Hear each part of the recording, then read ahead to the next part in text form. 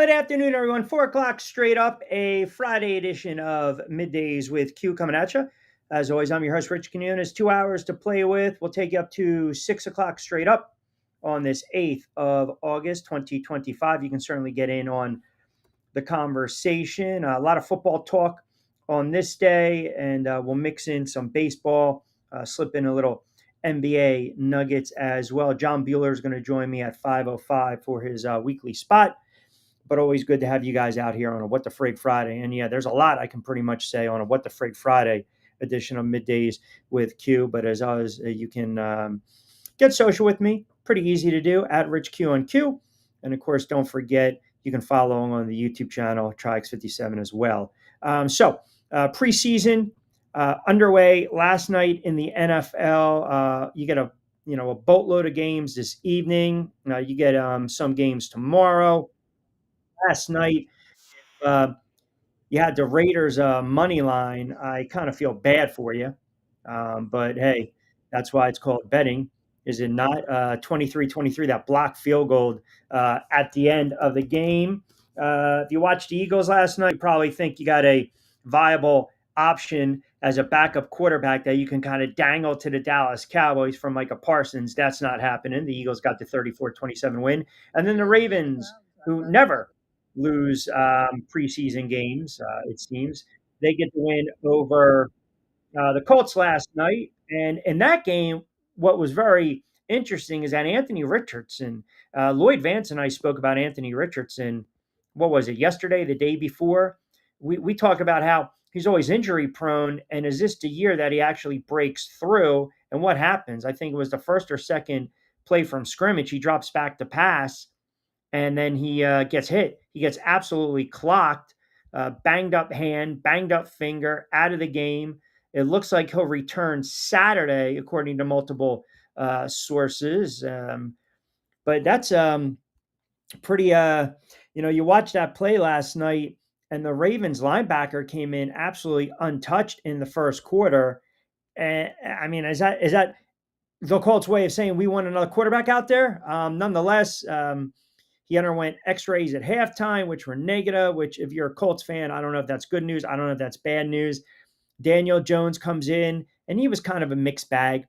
Daniel Jones made a couple good plays, and then he made a couple plays that I am all too familiar with as a Giant fan. I'm watching him play Richardson right now. I mean, that linebacker came in off the edge untouched.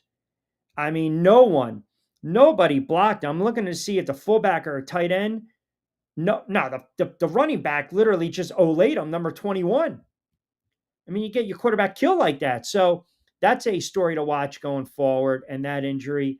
And then obviously tonight, everyone's going to be glued to the tube. I don't even think that game's on the NFL Network. I thought it would be, but you've got the Browns and the Panthers, and here we go. The Browns and the Panthers, and now it's all about Shedeur Sanders, right? It's all about Shedeur Sanders. And I'll say this, you've got a quarterback right now that is, we're going to see to some extent exactly where Shedeur Sanders is. And I believe you can have this conversation about Shedeur Sanders left and right, up and down until the cows come home. I have no idea what to expect tonight. I know Dion basically said he's going to go out. He's going to cause problems. He's going to light up the world. Hey, that's fine.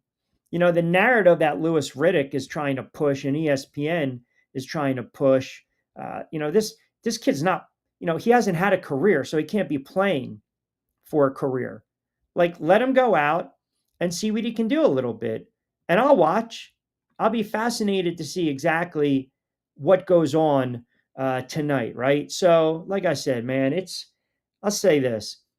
If the kid goes out and he plays well, as some of you guys pointed out yesterday, all it does is strengthen his case to wrestle away that starting job from a guy like Joe Flacco. If he goes out and he stinks up the joint, there's no reason to come on the air on Monday, or you guys come on the air, whoever is doing the talking head deal on the weekend and say the guy stinks, the kid stinks. You're gonna oversell it, undersell it. You're going to overhype them, you're going to underhype them. That's all that really is. That's all that really is. Especially when you're thinking about or looking at a guy like Shador Sanders. He's a young kid. He's going to have an opportunity to go out and make a couple plays. And I hope he does because it'll give us something to talk about. Either way, we're going to have something to talk about regarding Shador Sanders. But it's a fascinating situation going on with the Cleveland Browns because everyone basically wants to make, X, Y, and Z a scapegoat. You got all these different writers basically kind of, going back and forth talking about the set up to fail narrative, right? We're being sabotaged or all this other crap. Lewis Riddick, who's still, vying for, he wants a GM job so bad. You got RG3 talk. If you get an opportunity to go out there, just like every other single solitary player, and you're under center, or you're flanked out left, or flanked out wide, or you're in the backfield, or you're a DN, or you're a cornerback, or a defensive back, or a safety, and the coach says, go out there, you're getting reps, you're going to get meaningful reps. It's up to you to make the most of it, period. So this stupid notion that he's set up to fail is just ludicrous. It really is. Nobody wants to see this kid fall on his face. Nobody does.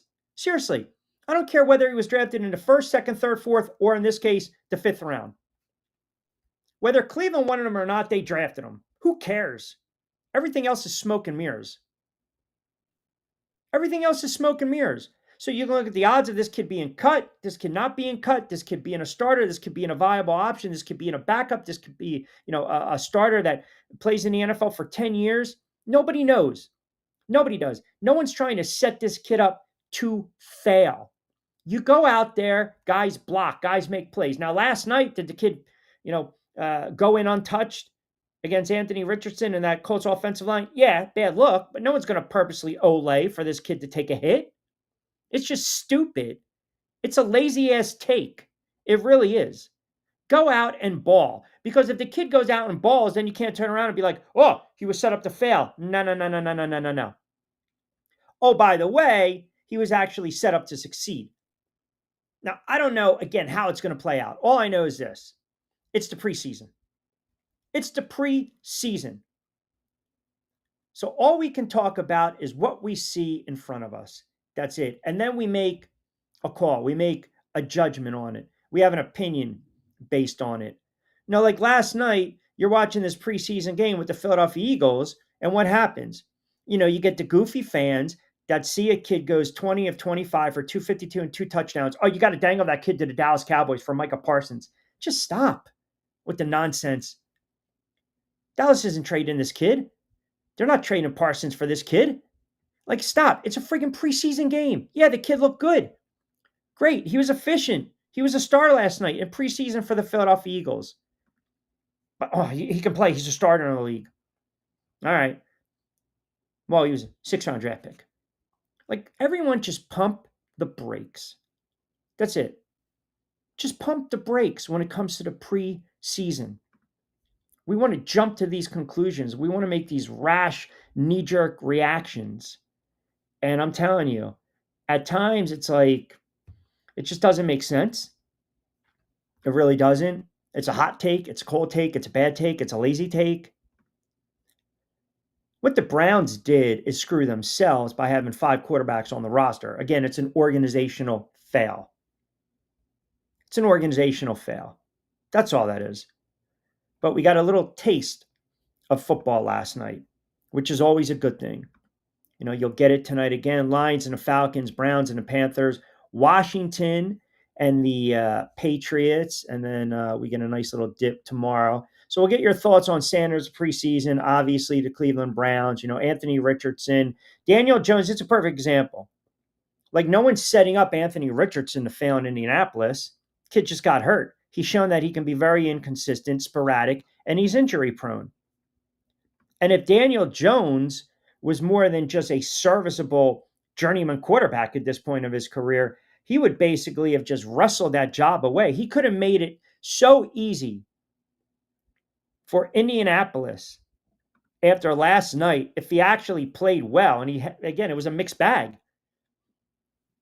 It was a mixed bag. He had one really nice play where he eluded the rush, slid a little bit, and was rolling towards his left and threw across his body, like, just flung his wrist with the right hand for the first down pick up, the third down conversion. It was a really nice play. It was kind of like, if you will, vintage Daniel Jones, if there's such a vintage Daniel Jones out there. Those are the plays that coaches get excited about. But then you also have the overthrow. You got the bad sack that he took, and not know when to kind of pull it down and run with it. So Indianapolis has some issues from their quarterback standpoint as well. Eagles fans are already getting giddy because the Eagles won a friggin' preseason game. Just relax, relax, relax, relax, relax, relax. All right, we're going to open it up as well. 12 past 4 o'clock hour. Yesterday, we talked a little bit about the running backs. We also talked about the wide receivers, player props, the seasonal totals. We had a lot of fun doing that. That audio's up on Amazon Podcasts and, of course, Spotify as well. That's part of our Back Your Play BYP20, the promo code for Fresh Roasted Coffee. I'll get into some thoughts, comments on Facebook as well on X, and, of course, the YouTube channel right here on a Friday edition of Middays with Q. Keep it locked in. Rich Quiñones here. As I mentioned, we'll take you up to 6 o'clock. John Bueller is going to join us at 5:05. You can always get social with us as well. What made you say, what the frig this week in the world of sports? And, don't have anything to do with what's going on in the WNBA. Because that in itself is just ridiculously just goofy what's going on. Let's just throw certain objects on the court, which is never a good look. I mean, it's like every day now. Did that kind of make me see what the frig? Yeah, it kind of did. All right, 13 past 4 o'clock hour. We'll crank it up. We'll get to your comments on the other side. Don't forget, we'll take you up to 6 o'clock. John Bueller at 5:05. It's a Friday edition of Middays with Q.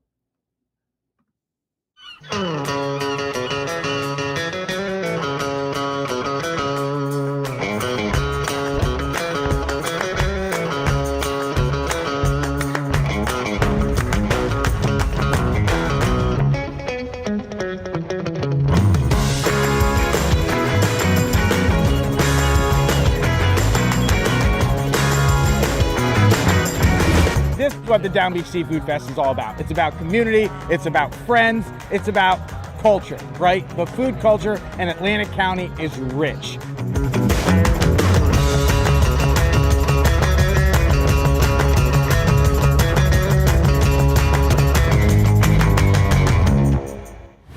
Hidden in an abandoned campground in South Jersey lies a mystical encounter with booze and spirits, where bonfires burn, shadows dance, and flavor favors the bold.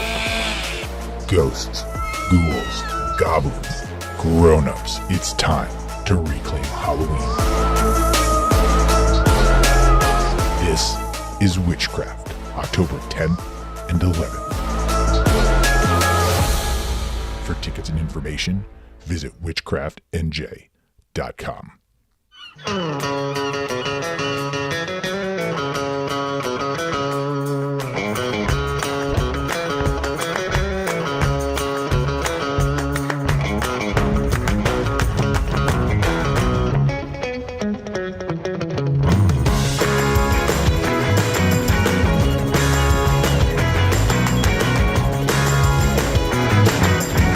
This is what the Down Beach Seafood Fest is all about. It's about community, it's about friends, it's about culture, right? The food culture in Atlantic County is rich.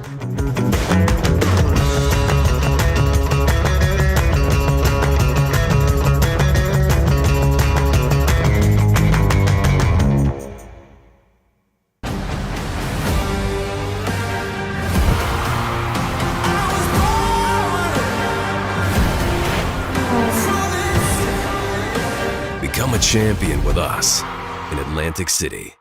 Hi, I'm Bruce Pascoe. I'm very fortunate. Years ago, I found something that I genuinely like to do, and it's something that helps other people. What I do is help people transition from traditional health insurance into Medicare. I've been doing it here in Atlantic County for more than 20 years. If you're getting ready for Medicare, call me for a free consultation. 609 484 9800. All right, 416 on a busy Friday. Let's see what you guys have to say. We'll open up. We'll get to some tweets as well, Facebook messages. Nick and Wallingford chimes in. I think McKee can be more than a serviceable quarterback. I'm not going to say I'm going to trade him right away, but the kid looked good. I mean, yeah. I mean, that's fine. I mean, the kid McCord didn't.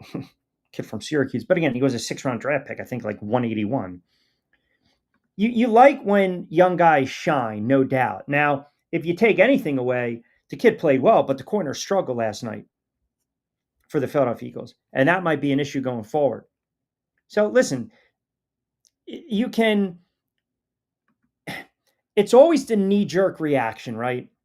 It's the knee-jerk reaction right away. So this kid has a really good preseason game. And now let's have that imaginary argument or that imaginary debate, right? Let's throw him around and say, hold on a second, the Jets should look at him. Miami should look at him.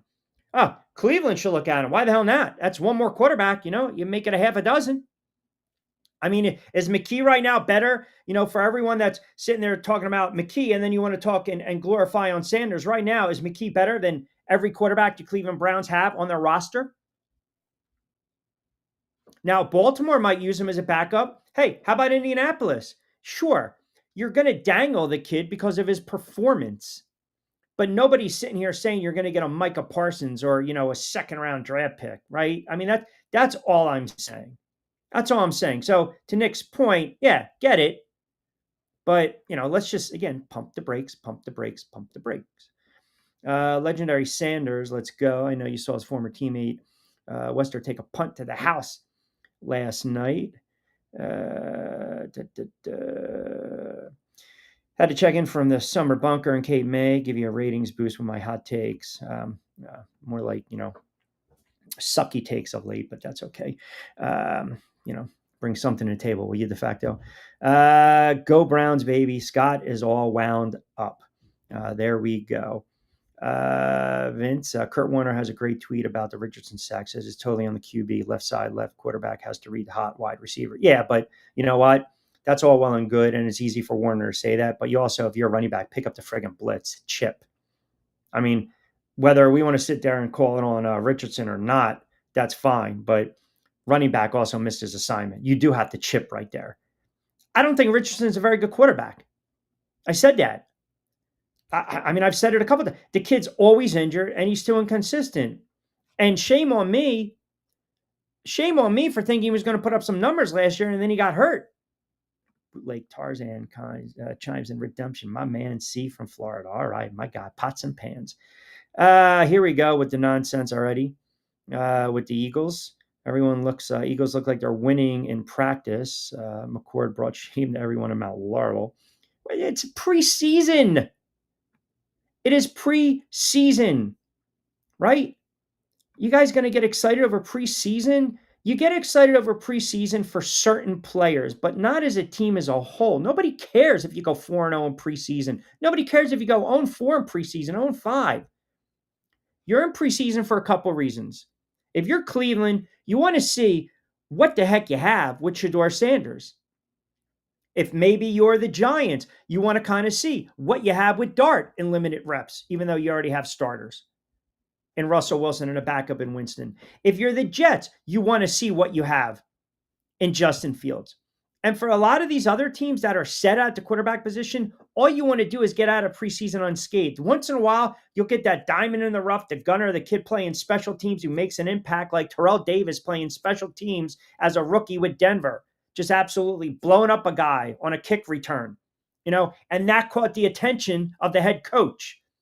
So we're talking about these death battles, right? Second, third team stringers. These guys got to make some plays. That they have to stand out in some capacity. That's what you're looking for.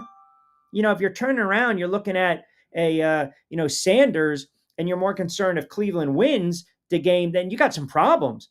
You're going to watch tonight because you want to see if Shedeur Sanders could be a viable option for the Browns at the quarterbacking spot. You want to see if some of these young quarterbacks who are going to get their feet wet and get their reps can see if the game slows down a little bit before you get to real live action, big time action a couple Sundays from now. That's all you're looking at. That's all you're looking for, right? That's really it. Real Browns fans only want to see what he can do. No more show us what we've been waiting for 30 plus years. See, Scott gets it. Scott gets it. He doesn't care if the Browns win tonight. He wants to see if the Browns are down 6 early on. Sanders maybe throws a pick and he shakes it off, and then he goes 5 of 6 for 76 yards and he sticks a touchdown in the back of the end zone. That's all. That's all he wants to see. That's all Browns want to see. Does the kid have a little bit of the makeup? Is there that quarterback DNA in Sanders? We know it is. We know he has it. We just want to see it. We want to see it because where the kid was drafted, all the hype, who he is, who his father is, Deion Sanders, Colorado, Coach Prime, here we go, all the fanfare, all the talk, all the narratives, all the agendas. It'll end for at least a half or so tonight. And then we will overreact because that's what we do. We will overreact. I will tell you this right now, as De Facto likes to say, you can mark the tape. If Sanders goes out and goes 5 of 16 for 86 yards and a pick, I'm not going to come on the air and call him a bust on Monday. I'm not. It's going to be one preseason game and a couple series. It's all about reps. It's all about reps. All you want to see is something positive. That's it. That's all you want to see. 4 or 5, 56 yards, couple third down conversions, and he scrambles. Hey, not bad. That's all you're looking to see. Who was the kid last night? The kid got drafted by the kid from Alabama, right? Milrow. You know I'm going to put you. Milrow. Kid looked good. He had a couple nice plays. I mean, and good for him. You know, he said it was a dream come true. He made a couple nice plays. You know, you see the raw talent in the kid, but I'm not going to sit here and tell you this is going to be a 10-year starter. He went 6 of 10 for 61 yards. He ran the ball 3 times for 38 yards. He had a 27-yard run, which was really nice. And then he had an 11-yard scamper, which came back because of holding. Made a couple nice plays. Now, I'm not going to sit there and say he's going to be the Raiders quarterback for the next 10 years, but that's what you're looking for, right? That's all you're looking for. I'm sorry, Seattle quarterback. That's all you're looking for. That's all you want. Seattle goes away from that game saying, okay, here you go. Here you go. You know, Sam Darnold wasn't going to play. You already know you got a journeyman quarterback and a veteran in Drew Lock. So this kid gets some opportunities, and he does what you're supposed to do. He led them on a scoring drive. And as a rookie, your first cup of coffee in the NFL in a preseason game, first couple series, that's all you can ask. That's it. Sam Darnold got paid. Sam Darnold got the bag. Sam Darnold cashed in on his season with Minnesota. He is the Seattle Seahawks starter, period, going forward. But this kid, you know, showed a little promise. He showed a little promise. That's all you're looking for tonight with Sanders. That's it. That's it. The narrative will be if he succeeds, he overcame the setup to fail, right? We as fans just want a winner. Brady, Manning, Elway. If he succeeds, though, no one's setting him up to fail, though. That's the thing. You're not wasting a draft pick so you can screw a kid. You're not. You're not wasting a draft pick so you can turn around and say, man, we showed him. I don't care if it's a 4th, 5th, 6th round pick. You're not doing that. I mean, that's malpractice. Like, you need to get fired if you do that. And we already know the GM's not high on the kid or the owner's not high on the kid. So he's got an opportunity to make it harder for them. That's all. It's like, think about you coming into the NFL and you're primarily a special teams gunner, but you're the running back and you get some spot carries, a little cleanup duty here and there. You're not going to supplant the starter, but the better you play, you know, you show that you can play special teams, you can be that gunner. You know, when you're in there, you don't fumble because that'll send a rookie running back to the bench. That'll end careers early on. But you can pick up the blitz, you can catch the ball in the backfield a little bit. You're a team player. You know, you're understanding your blitz pickup, your assignments, you're running hard, 2 hands, fundamentals. You know, and you're showing a little burst you're being productive when you're on the field, you are now making it harder come Monday when the running backs coach, the offensive coordinator, the head coach, they kind of look at film and they say, wait a second, who's that 22? Oh, look at that Johnson. Had a pretty good game, right? 6 carries, 26 yards, 2 catches, 13 yards, picked up the blitz, didn't fumble, played special teams. We're going to give this kid what? More reps. We're going to give him more reps. That's all you're looking for in some of these young quarterbacks. We're trying to see what they have. I think Mickey can play. I think trade offers will be entertained. Listen, the way Howie is, always. There's always going to be, Howie Roseman on the phone trying to make a deal. Always.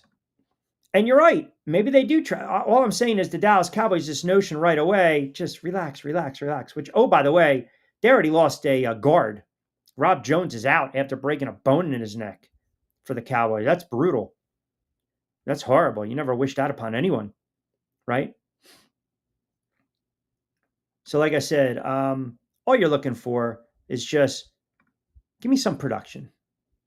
Give me something. If you are a Browns fan, you should embrace this tonight. You've got a lot of quarterbacks on the roster, and you know that one of them is pretty much done in Watson. His career's done. I don't care how much money they gave him. He's done. He's washed. He's cooked.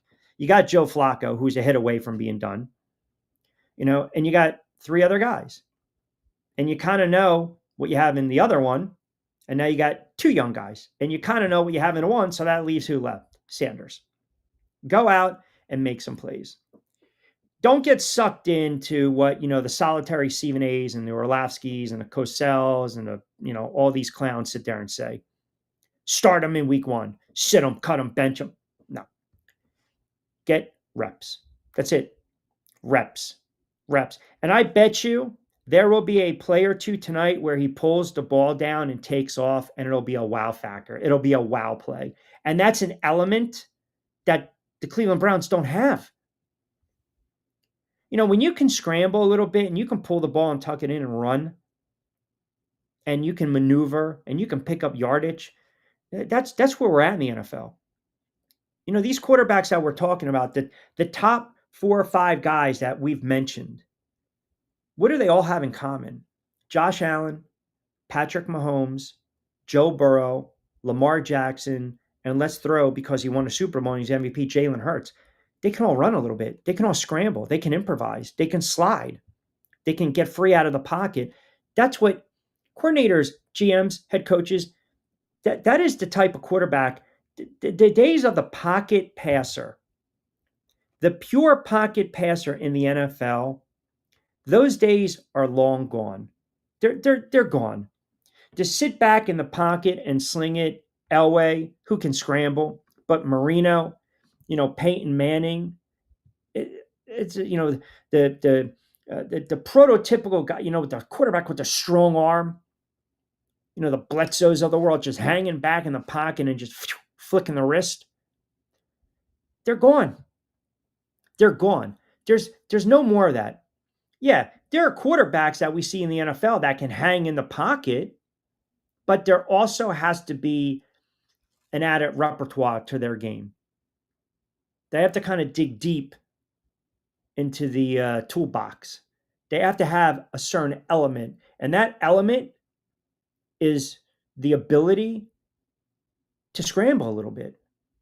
I mean, hell, even Aaron Rodgers, Romo wasn't a scrambling quarterback, but what made Romo so special at times was the same thing that made Aaron Rodgers so special, the ability to they'd slide a little bit off their mark.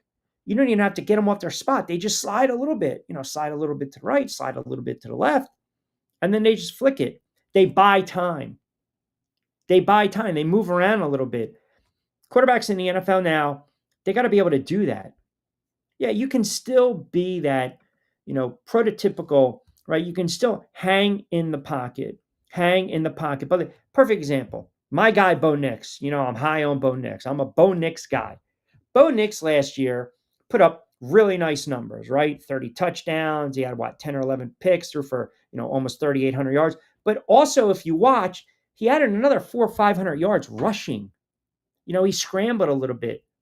He moved around out of the pocket. He had 4 or 5 rushing touchdowns. So you look at him and say, well, look at his arm, right? You hear that arm talent, whatever the hell that means. But look at his size, right? 6'2", 220, and strong arm. Yeah, but he still moved around.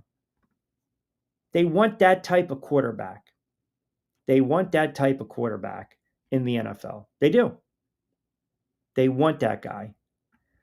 I kind of want to see your McLaurin list Commanders tonight, Q. Again, that's fine. I'm surprised you haven't gotten a jersey yet. That's all.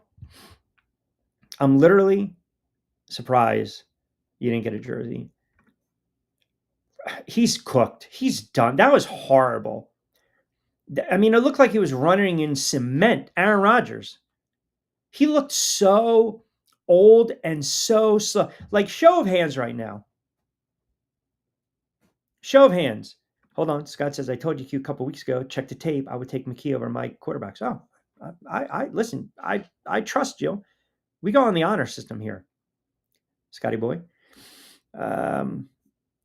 Come on, Q. The Eagles' backup secondary is no match for Burrow and Chase. Yeah, they struggled. Plus, no D-line, no rush Burrow. I can't wait. When the Eagles fall on their faces this year and take a step back, all the arrogant, cocky fans, and you know exactly who you are, right?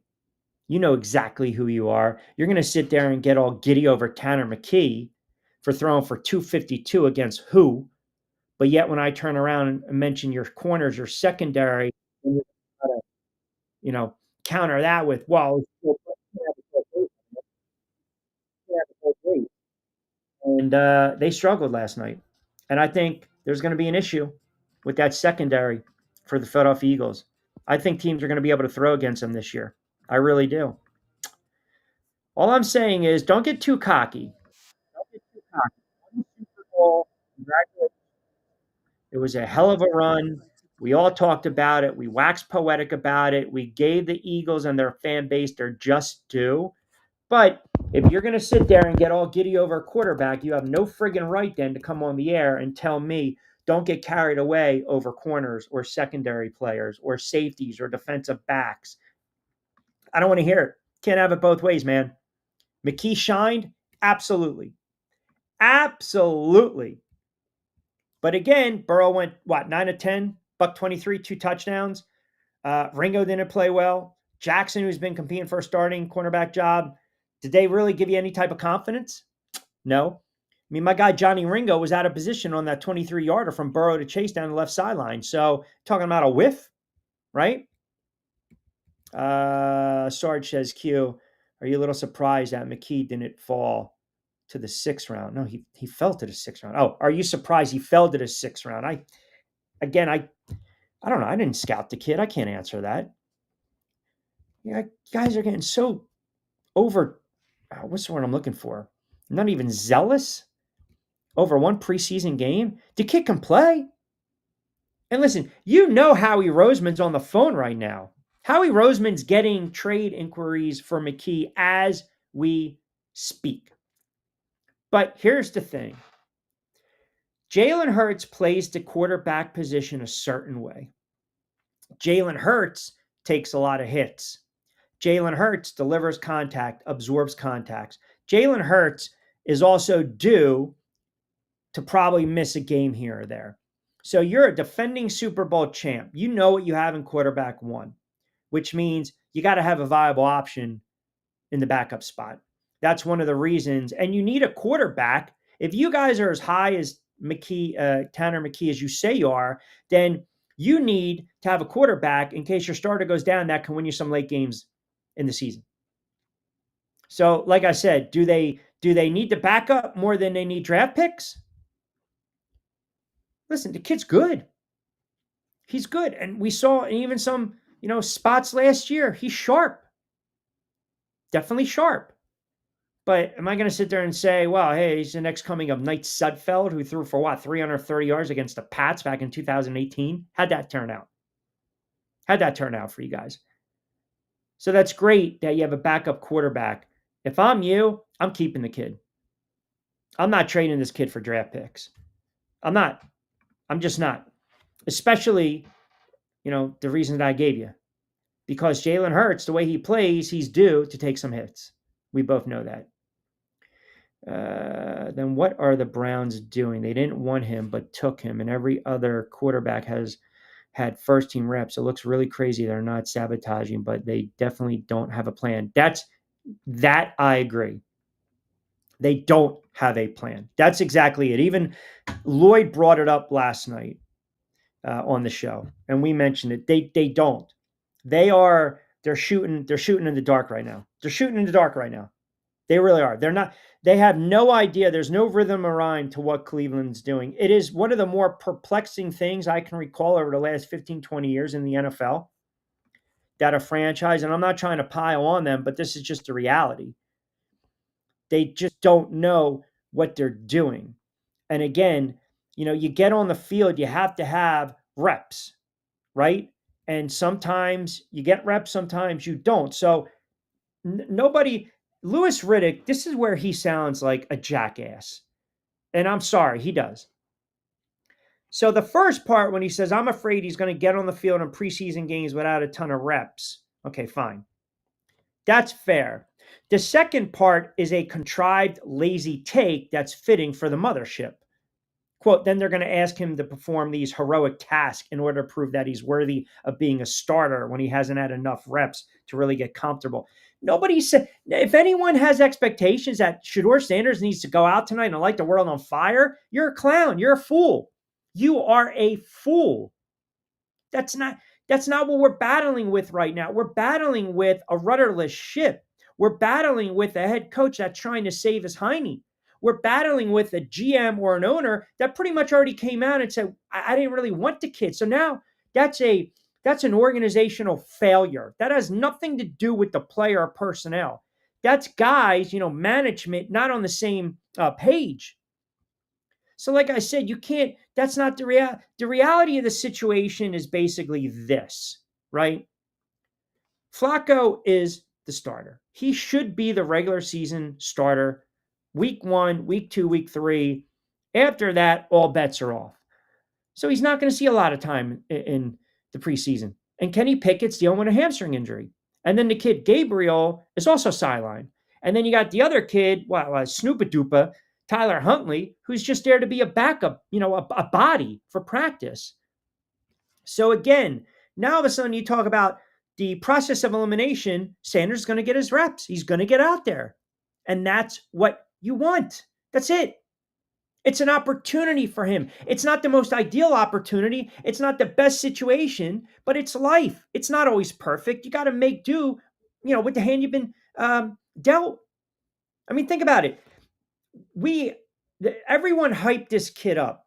This kid, months ago, everyone was saying he was going to be the first quarterback taken. He's a top 5 pick. Everyone said that. Now, show of hands, still a little skeptical. But all the prominent people, prominent voices, prominent gurus said top 5. Top 5. Best quarterback on the board. Best quarterback on the board. Yeah, and you can't tell me they didn't say that, because they all did. You can all bookmark it. They all did. So now, here's the narrative. Well, he's a 5th round draft pick. He's got a great opportunity. It's not an ideal opportunity, but rarely do you have a shot as a 5th round draft pick to make some noise. So believe it or not, as goofy, as crazy, as a little local as this might sound, this might be a blessing in disguise for Shedeur Sanders. Because if we're going to sit there in one breath and say 5th round draft pick, low expectations, high reward, then just go out and play. Or there's going to be that sentiment that sits there and says, well, he should have been top 5. He dropped. Oh, man, this guy really stunk up the joint. Like, to me, embrace it. It might be a blessing in disguise. You've got quarterbacks that are injured. You got a quarterback that's never going to step on the field. You got a warm body, and you got Flacco that, is a hit away from going back to retirement and on the sofa. So, spin it. Try to look at the glass half full. I'm trying to be positive on a What the Frig Friday. I'm trying to give you a positive spin here. Take advantage. Grab the opportunity. Make it so hard for Stefanski and the brass to bench you, to sit you, to have you as the second string quarterback, the third string quarterback. Go out and play well. Get reps. Get more reps. Play well again. And then just keep putting pressure and pressure because now we got it on film. Hey, you know what? Joe's struggling, man. He can't move around. He's 38, 39, 40 years old. He's a hit away. Hey, look, Shador's been getting reps. Looked pretty sharp in these preseason games. Here you go, week 4, week 5. Then that'll shut everyone up because it's not going to end. The conversation of Sanders ends when he's a starter, he either excels or he falls on his face and he's out of the league. That's it. And then we'll talk about it for a couple months and then we'll move on. And then we'll move on. Just make the most of your opportunity. That's all. Just make the most of your opportunity. So like I said, again, he doesn't have to just always sit back in the pocket. He can run a little bit. He can scramble. He can take off. Yes, he's got a nice arm. Yes, he's a tough kid. Yes, he plays with that edge, and that's what you want. But I watched him enough in Colorado where out of necessity, I can move around a little bit. Let me see that. That's a different element that these quarterbacks on this roster don't have. And sometimes you have to do it out of necessity. That's all. That's all I'm saying. Can't have a plan without knowing what they have. Correct. You walk into a car dealership, you're looking around, you see a nice Mercedes or a BMW or a Jag, and it looks all glossied and shined up. But, let's be honest. Aren't you going to pop the hood up, see what's under it, right? You have to. You have to. If you don't, then you're a fool, right? Scouts are high by each team. Oh, thanks for telling me that. Brown sent the whole brass to Colorado for his pro day, so they don't know what they have, is they all need to be fired. That's literally their job. Nobody knows what you have. Nobody knows what you have. You can throw out scouts all you want. Because if that's the case, and let me counter that with this. Yes, teams have scouts. They do. And their job is to scout players. And sometimes they hit and sometimes they miss. So you can sit there and say that's all they have to do, but there's a little more to it. There's a little more to it. If you've ever spoken to scouts or player personnel like I have, it's just not going out there and looking at the player. You all have to be on the same page. And this is where no one's bringing this up. It's pretty clear. It's very evident that Brown staff, that coaching staff, they are not on the same page. They were not on the same page when it came to the draft. They weren't. And that's on the head coach's job. So the head coach isn't going to go to Jim Schwartz and talk about Sanders. They're going to go to Tommy Rees, the offensive coordinator. All right, yeah. Are they going to go to Jeff Anderson, the defensive quality coach, and talk about? No, they're not. They might talk a little offensive line, quarterback coach, here we go, offensive assistant, this and that. But they're not on the same page. And the owner and the GM are not on the same page. That's evident. That is clear as day. But you have a head coach that is fighting for his life, his career. He is going to do the safe pick. The play is Flacco to start. All I'm saying is Sanders can make the decision harder on Stefanski by doing his job, by just going out and playing within himself, taking a shot here and there, playing a little loose, but playing a little smart, being aggressive, but being judicious with the football. Every quarterback, a young quarterback, you're pretty much, again, you're in the same spot, man. You're in the same spot. You get your reps and you go out to perform. There's really no more sugarcoating it. There's really nothing more that needs to be said about this. Giants had the same situation with Jackson Dart. They need to see what they have. You can tell me all you want about friggin' scouts. If that's the case, then the kid would be a week 1 starter. He's not.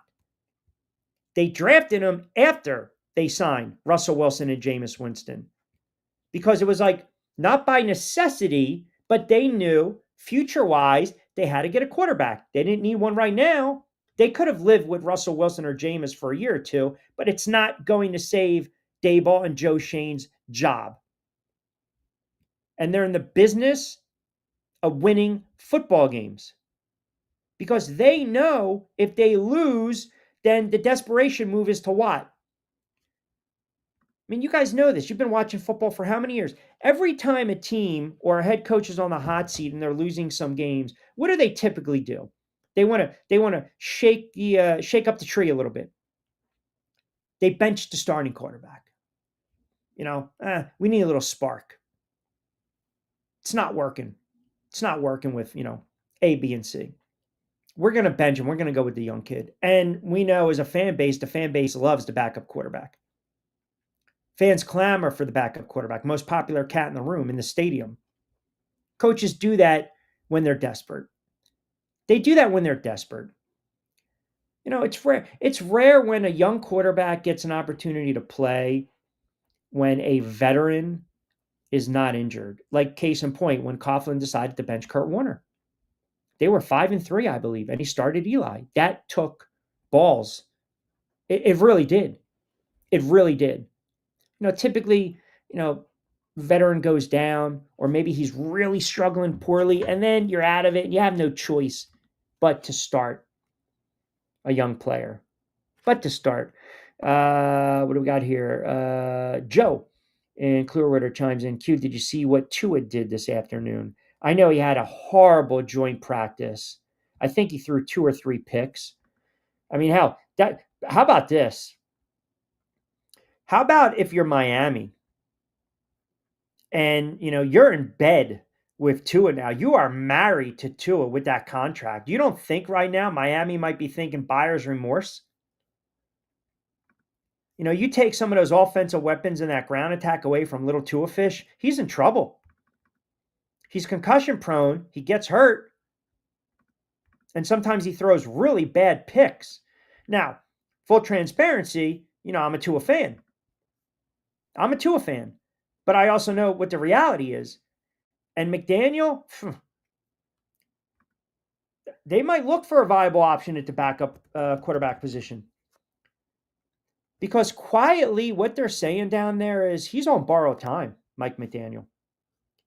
The act, it's kind of wearing thin. And you can sit there and try to be all philosophical. You can have a little fun. You can wax poetic. Now, they've got Zach Wilson on the roster. They've got the kid from Texas, right? I believe is the third string quarterback. You don't think they might pick up the phone to Howie Roseman? Hey, what can we get for this kid? Because Tua is injury prone and Zach Wilson can't play. Zach Wilson cannot play. He is a backup quarterback. And the kid's only 26. But I've seen enough of Zach Wilson. He can't play. He saw Ghost with the Jets. He saw Ghost. He can't play. He just can't. So now, save my job. And how are you going to save your job? Win football games. Now, who gives me the best chance of winning football games? That's all this is. That's all this is. Coaches need to win games. So if they feel that quarterback A gives them the best shot at winning, they get to start. They get to start. Whether we clamor and scream for the other quarterback, the backup quarterback, we want them to make a trade. We want them to, bench a guy. Coaches make the decision. That's it. Mike in Ohio chimes in. Q, to your commenter's point about the scout, you're right. There's a lot more to it. I just don't think this team has any type of plan of attack. I don't think this team has any type of path to victory. And quite frankly, I don't even think Stefanski lasts half the season. So Mike is a big Browns fan like Howie. So let's pull up the Brownies schedule for a second. How bad would they have to be how bad would it have to get for Stefanski to get fired during the season? Let's see. They've got Cincinnati to open up the season, which is a tough game. They've got the Ravens. They go on the road against Baltimore. They have the Packers at home. They have the Lions on the road and then they have the Vikings at home. So that's 1, 2, 3, 4, 5 games before they travel to Pittsburgh. If they're a 1-4 team with Flacco and he's struggling and the offense stinks and they're giving up 25 points a game and scoring 13 points, if Sanders is your best shot, Flacco gets benched, Sanders gets a start. Now, will they turn around and fire the head coach after 5 games, after 6 games? I mean, do you want to do that and then go to a rookie? To Mike's, I guess, thought or comment, I don't know. What are the odds? I hate even looking at this. NFL odds, first head coach fired. I mean, that's bad juju. Huh. Brian Dable is the strong favorite to be the first coach fired with odds of 4-1. Mike McDaniel is 5-1. Wow, Taylor's 3-1. Wow. You get plus money on Dave's right now, huh? Plus 375. Where's Stefanski? Let me go to Odd Shark. See where Stefanski is. I wonder if some of these coaches even have an opportunity. I mean, I think Steichen might be one and done in Indianapolis.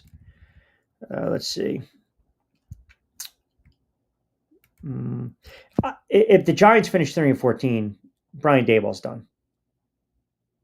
I mean, he's 18-32 in 3 seasons. He's done. So we don't have to worry about that. Let me see. Wow. So the top 3 right now. So Stefanski's not even on the board here. Zach Taylor and Mike McDaniel, shorter odds.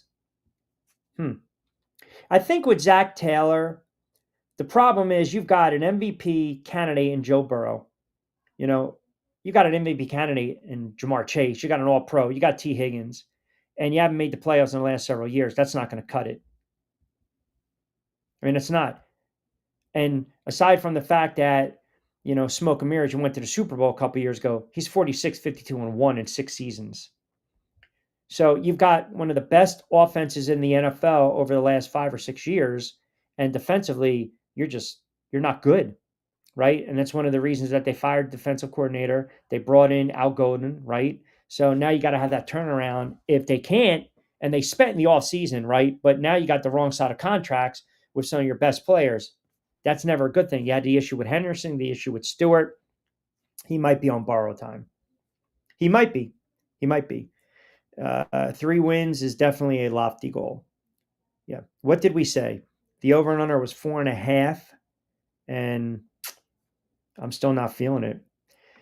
If the first 10 games are competitive and we are 2-8, I would not fire him, especially if Sanders has played in at least half of those games. So what if you are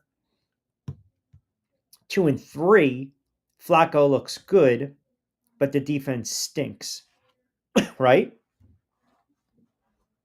If you're 2-3, the defense stinks, Flacco looks good, turn back the clock a little bit, they're not benching him. It's a bad spot. I don't envy the Browns fan. I really, I feel for the Browns fan, man. It's got to be frustrating. All you want is a franchise quarterback. That's it. That's all you want. You just want a franchise quarterback. You want to be able to know, you got 17 weeks. You want to have an enjoyable 17 weeks, right? An enjoyable 17 weeks. No one's saying you got to go out and win every game, but just be competitive. Show some type of, give me a glimpse, a look into the future. I get it. I understand. I've been there. I dealt with Danny Canal, Kent Graham, Dave Brown, when Jerry Glanville was saying, get your cape off, Dave Brown, get back in the game, when he was calling one of the Giant games. I mean, those are bad quarterbacks. And then obviously, you had Collins, and then from Collins, you bridged it with Kurt Warner, who had the hand issues at the time. So you're talking a stretch. 93, Sims retires. 94, 95, 96, 97, 98, 99. Okay, Collins, a cup of coffee, NFC championship, looked like a Hall of Fame quarterback, comes back in the Super Bowl, 4 picks. What was it? 2 or 3 return, pick 6. And they almost got blanked by Baltimore. And thank God for Rod Dixon and a kickoff return. And other than that, you got to wait a couple more years. And then finally, you get through Kurt and you go to Eli. So I'm talking 93, 11-year gap. I understand the Browns' frustration. And I admire their plight. They just want to have a winning quarterback. They want a franchise quarterback. I get it. I feel for you guys. It's been such a rough 30 years. We want to win a Super Bowl, even if that means quarterback by committee. We don't care. Just give us the ball. Yeah.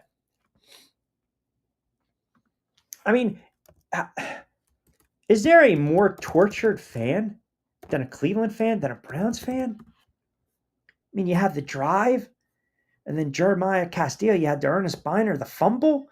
You even go back, for maybe, relatives of Scott, older uncles and stuff like that. You talk about those 79 Cleveland Browns, the cardiac kids, the cardiac Browns, Brian Sipe. Remember that squad? 79, 80. Not that I remember, but you watch highlights. That was a fun team, that 1980 squad. And then what are we going to do? We got the Raiders up against the ropes. All you got to do is kick the friggin' field goal in the playoff game. But nope, they decide to let, Sipe sling it, and he throws a pick. I mean, that's as bad as a loss that you can absorb as a fan base. So I get it. It's been such a long time for the Browns. You just want a little sniff. You want just a little taste, a little tease, a little touch. That's it. Just get to the playoffs. Anything can happen. And who knows? Maybe in a couple of years, right quarterback in place, that will become a reality. All right, fast approaching 5 o'clock. John Bueller on the other side.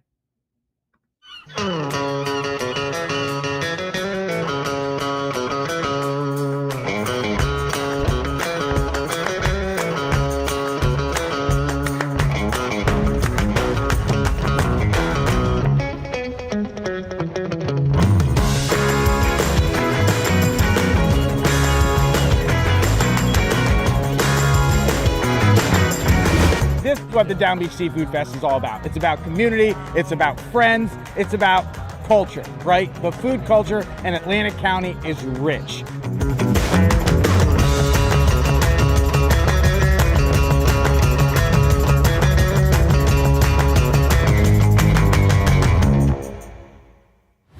Hidden in an abandoned campground in South Jersey lies a mystical encounter with booze and spirits, where bonfires burn, shadows dance, and flavor favors the bold. Ghosts, ghouls, goblins, grown-ups, it's time to reclaim Halloween. This is Witchcraft, October 10th and 11th. For tickets and information, visit witchcraftnj.com.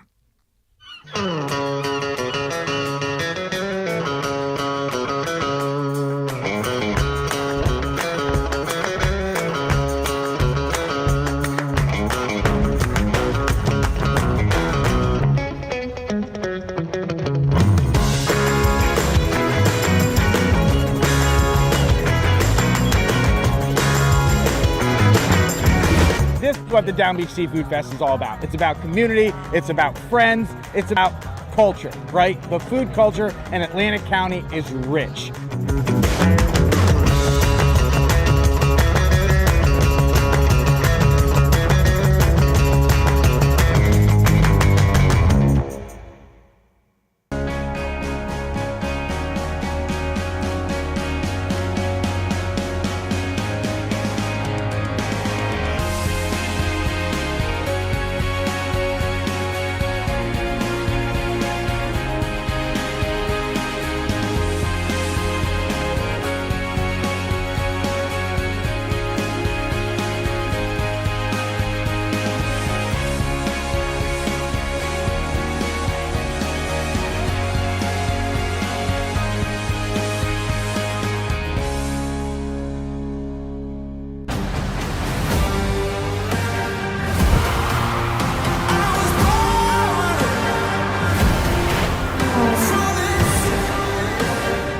champion with us in Atlantic City. Hi, I'm Bruce Pascoe. I'm very fortunate. Years ago, I found something that I genuinely like to do, and it's something that helps other people. What I do is help people transition from traditional health insurance into Medicare. I've been doing it here in Atlantic County for more than 20 years. If you're getting ready for Medicare, call me for a free consultation. 609-484-9800.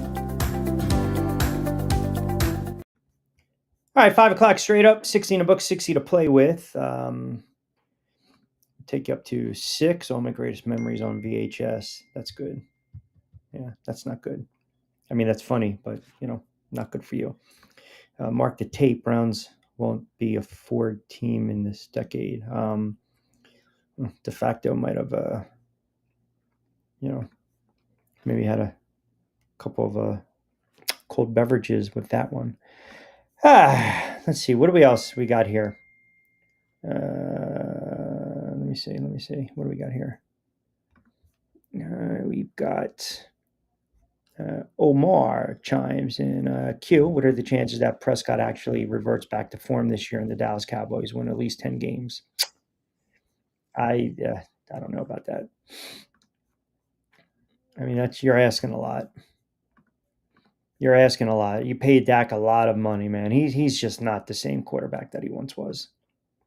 He's just not.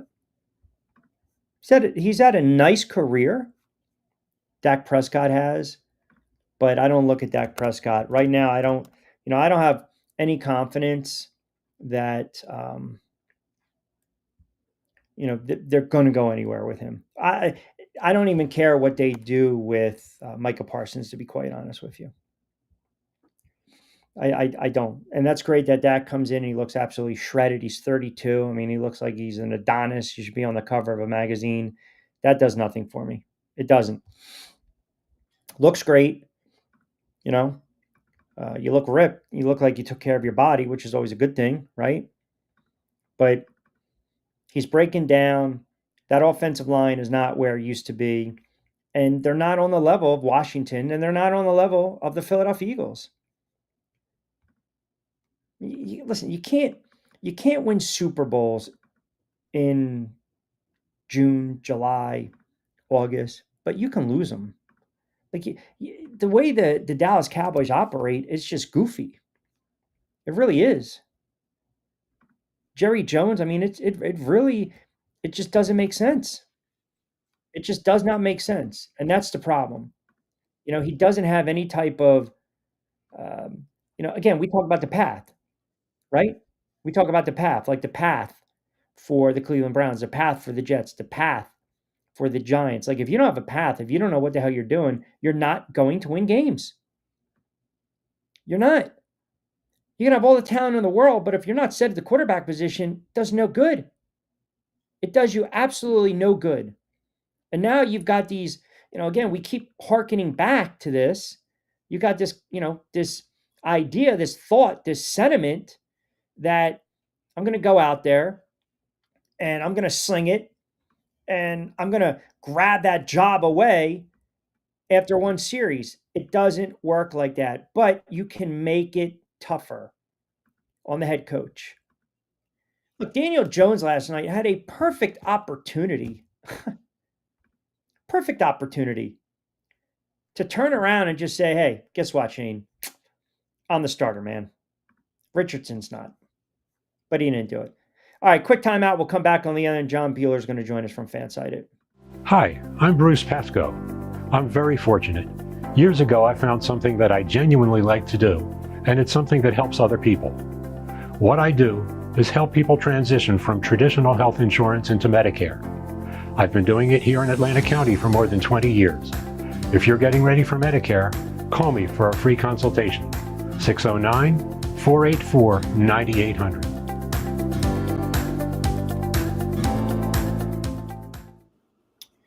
All right, 5:05. Our guy, John Bueller from Fansided, kind enough to join us on a Friday. We'll take up to 6 o'clock, Middays with Q. Rich Quiñones here. Always good to touch base with you. Did you come out of last night's preseason and say to yourself, Tanner McGee is a Hall of Fame quarterback? Forget about Hurts, bench him, sit him. Here you go. You got your starter. It's just amazing how much Stanford was holding him back. That's right. That's right. It's all on Stanford. He did. I think he beat Oregon that one time, but yeah, I think the Eagles have been. I think they also had like McCord too, so they've been looking at some good college quarterbacks coming in. We'll see what happens, but it's Hurts' team, man, for sure. Yeah, of course. Yeah, I bring it up because Eagles fans get giddy. I mean, obviously, Hurts is a Super Bowl winning quarterback. He's the MVP. He's the face of the franchise. Him and Saquon.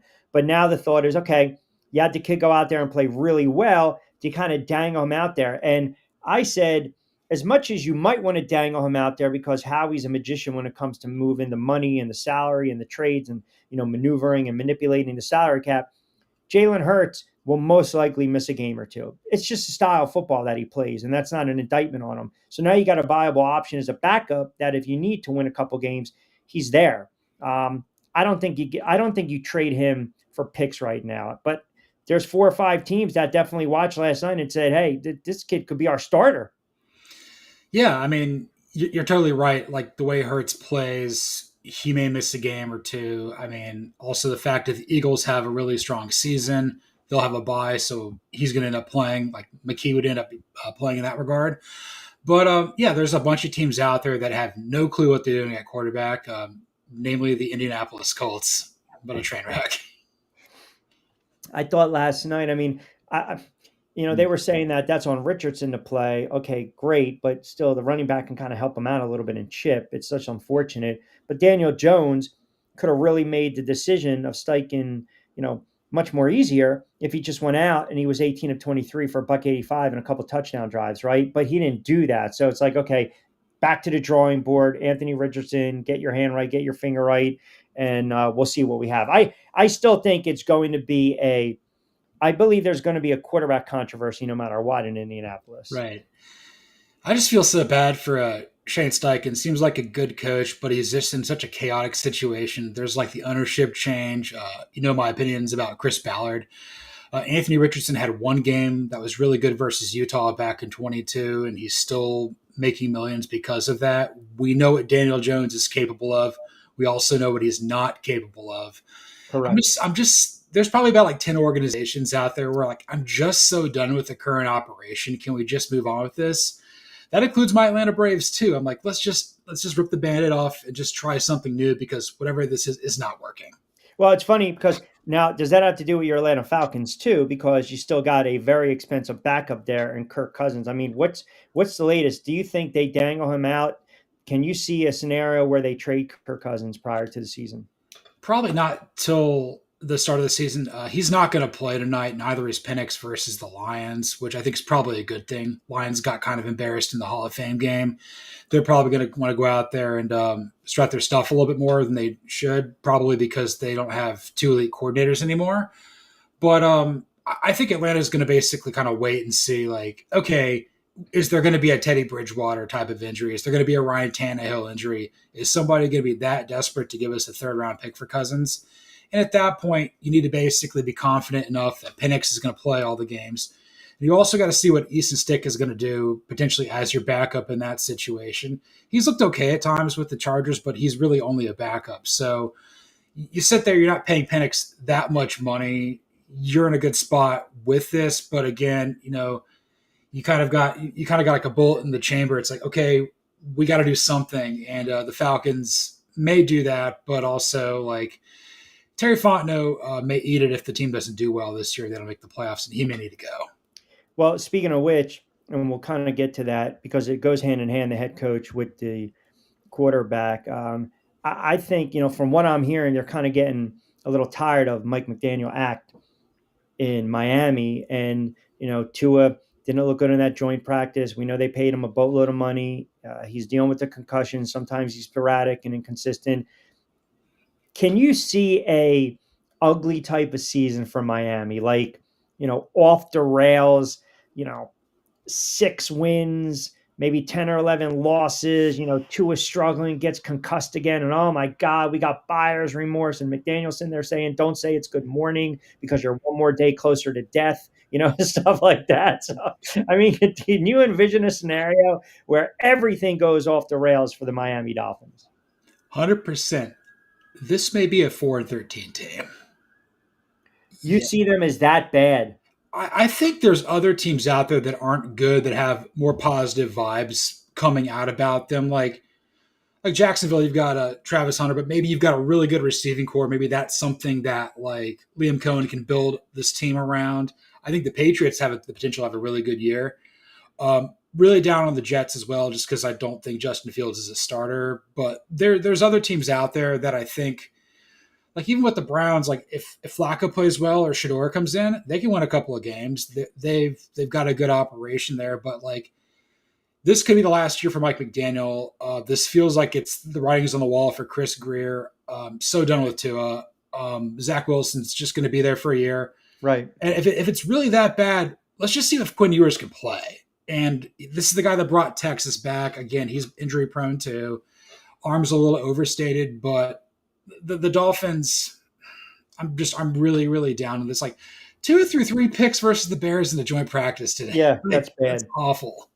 Yeah. Well, and again, full disclosure, prior to them giving him that 4-year, $212 million contract extension, by the way, $167 million guaranteed, he's locked in 2028. I said, pay him.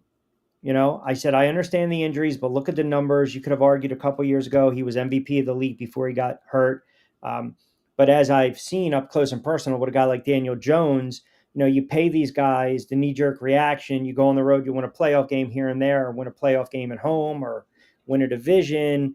The market says we need to pay you X. Am I paying you for what you did or what I think you're going to do? In the case of Daniel Jones, I think they kind of paid him for what he did.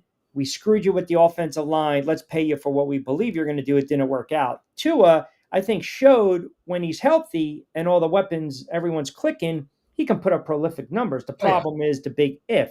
Like, he's always banged up. He's always hurt. He's another hit away. He gets concussed this year. I mean, he's done. I don't care what his family says. I don't care what he says. I mean, it's malpractice. You're not going to let him suit up and take the field. So I'm wondering if you think they kind of have that buyer's remorse right now, and they're kind of, stuck between a rock and a hard place. Yeah, like it's so tough to evaluate too. He was so good at Alabama. He had such a beautiful spiral. Beat my alma mater with a 2nd and 26 and just a soul crushing game for Georgia. He goes to Miami. He's making it work amid a very chaotic circumstances, and then he just keeps getting hurt. Just kind of undersized. That was kind of always my big knock on him. Is like, is he going to hold up? He didn't really hold up in college. We'll see what happens, but if Miami has as bad of a season as I think they may be needing to look for a quarterback. Like maybe this is a place where Cade Klubnik goes out of Clemson. Mm-hmm. That's a guy that I think could kind of fit there. Got to see if he can win from behind at Clemson, but I mean, I don't know. Like Arch Manning's not going to come out as Grandpa Red said. That's not happening. And then you look across the board, like who else is going to be up there? Maybe Nussmeier, maybe Aller, maybe Sellers, Levitt if Arizona State has a good season, but probably not as sexy as a class you would think if we threw in Arch's name. But still, the kid has to go out and prove himself. Which, by the way, screws a lot of Plan Bs for some of these NFL coaches and GMs. Oh yeah, 100%. I want to go back to something you said with Cleveland. Like I think it's a train wreck. But I also was trying to be positive and saying, look at the glass half full of your Sanders. Like everyone's pushing narrative A, B, and C. Okay, fine, I'm done with it. You can push your narrative, your agenda. You've got an opportunity now.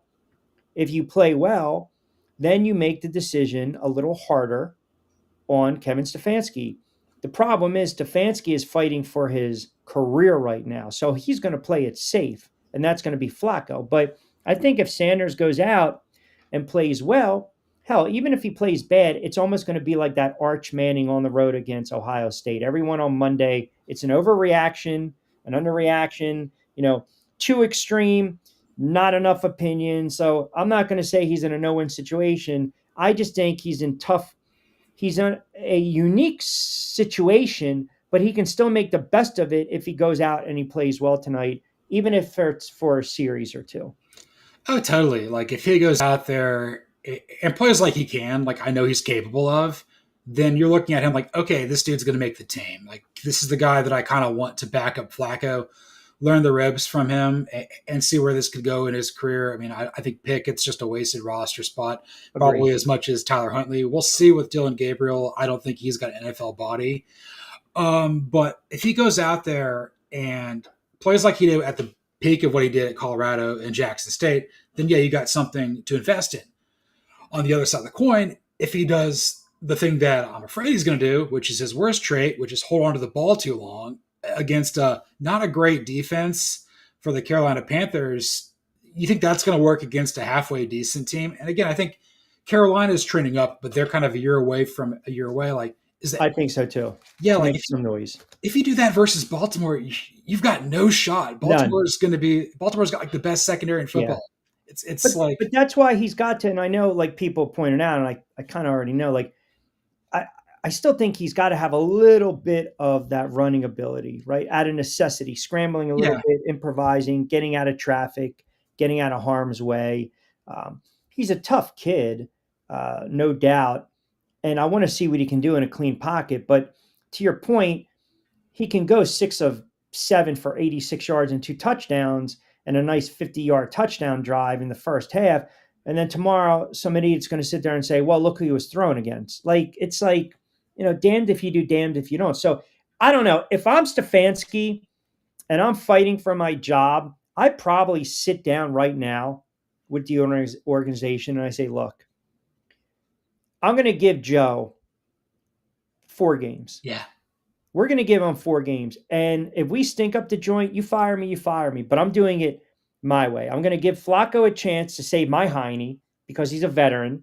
But I also, let's see what the kid has. Because as you mentioned, Watson's done, Gabriel is done, not good, and Pickett stinks, right? And you can throw 10 more quarterbacks in there or another one, make it a baker's dozen. It doesn't matter. That's what I'm doing if I'm Stefanski. Like, let me save a little grace because let's just say they win a couple games to start. There's a little buzz.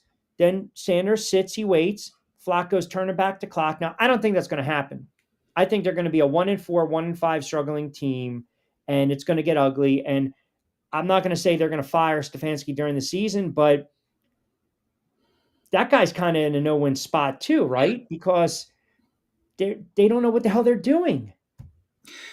It's the consequences of having a chaotic owner. I mean, Jimmy Haslam's going to be all sorts of mad because his alma mater, Tennessee, is going to be pretty bad this year with Joey Aguilar filling in for Nico Iamaleava.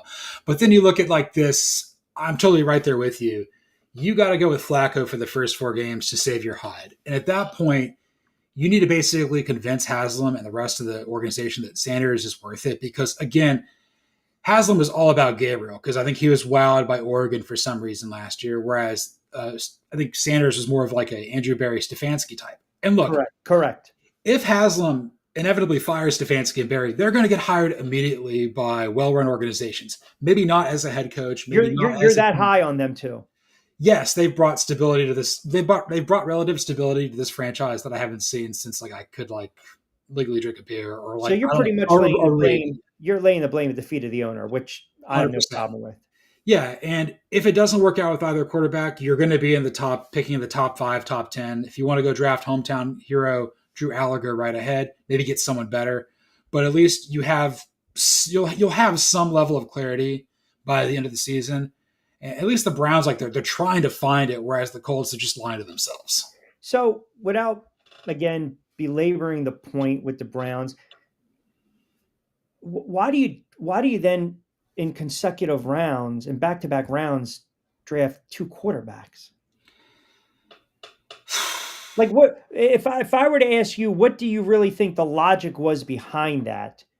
Like if you're a fly on the wall in their war room, I don't even know if they have a friggin' war room. Maybe they're using a flip phone. I don't know. But what do you think the logic behind that? Okay, so I'm going to draw a comparison to what happened with Washington back in 2012. Okay. Well-run coach, a really good coaching staff, liked Kirk Cousins, the owner liked Robert Griffin III. And Yep. Robert Griffin III won the Heisman, was probably a better college player, but Cousins had a lot of promise there at Michigan State, a guy that I saw do good things there for Mark D'Antonio. That was Shanahan. 2012 was Shanahan. Yeah. Shanahan, Kyle, and Kyle Shanahan. Mike Jimmy Shanahan. Haslett was Mhm. defensive coordinator. Okay. Yeah, and then Jimmy Haslam's like, I really like this Dylan Gabriel guy, and then Stefanski and Barry's like, I think Short's the better player. That's kind of what I think is Okay. happening here.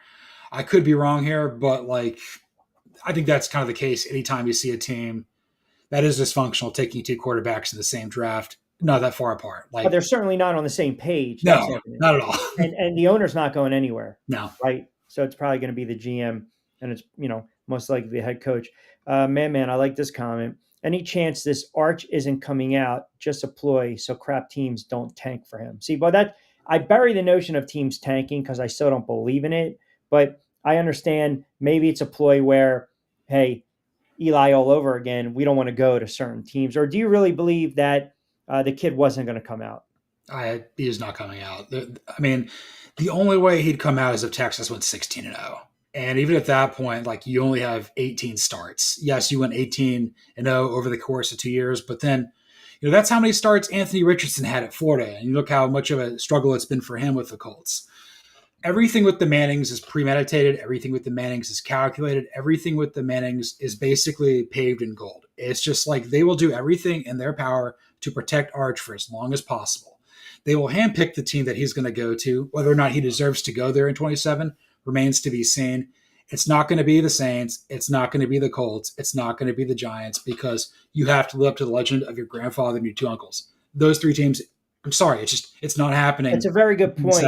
That's a really good point that you bring up. And you're right. I mean, it's, you very hard to go somewhere, replace the man to beat a man. And, the last thing you want to do is go walk in, Giant Stadium and start walking around and seeing the Super Bowl statues and, the numbers retired and the jersey, and you're looking up and you're getting a glimpse of number 10 and you're like, that's a lot.